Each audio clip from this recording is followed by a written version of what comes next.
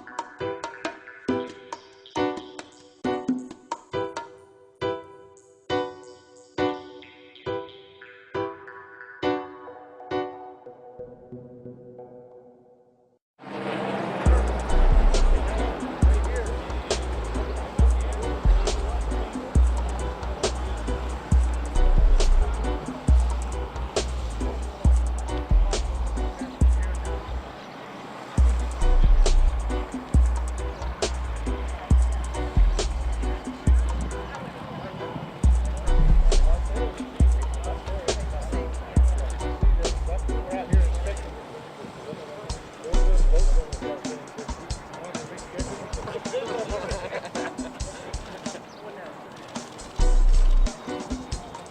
is really the river. It used to be a golf course. Yeah, once upon a time, they used to hit this with golf balls. You're going to be over here, yes, sir. John Cornyn, who is the first United States Senator in history that has been to the port of entry in Rio Grande City, Texas. Yeah. Notwithstanding that Lloyd Benson was a resident here and John Cornyn came to the area, but none of them ever made it here. And we appreciate Senator Cornyn's visit today. Thanks, Sam. I'll I'll make a point. This is not my first time to Rio Grande City. I've been here many times before, but it's the port of entry, yes. Well, thank you for being here. We've had a great meeting here today. We all know that since 1994, when NAFTA was adopted, that the challenges that we have today are we need more lanes, we need ways to expedite the traffic across the bridges of the Customs and Border Patrol and other government agencies that are very important in expediting. We're looking for solutions during a time when money is tight, not only at the local level, talking in Washington, D.C. about immigration reform, a very important subject. We need to talk about border security, that Mexico is our third largest trading partner, and that 6 million jobs in the United States depend on the question. If I don't know the answer, I bet Sam Vail or the judge or Rigo or somebody knows the answer. We're not going to seal the border. That's not a good idea. We're not going to build a fence trying to come around the border checkpoint in Honduras. And probably why it's so important to keep safety. So you cannot get out without going through a legitimate process. What we want to see is that the people who come into the country and have a legal business to be here, whether they're tourist or commercial, that they have the opportunity to be properly identified and promptly moved on their way, to let the professionals deal with those that they need to spend more time with because they don't know who they are or because they have some sort of a problem in their track record. Mr. Vail, I imagine that the reason the senator chose Rio Grande City, aside from its beauty, which I know the mayor would probably celebrate, but it's the bridge, it's the unique public-private partnership that you have with this bridge. This is your bridge, right? Yeah, we have a private company, and so does Progresso, and the railroad bridges are all private, even though they're probably as big as the government. But we do have that already established. We need some refinement in the rules and regulations to make it more modern, and I think that you'll see a lot more infrastructure joined together between public and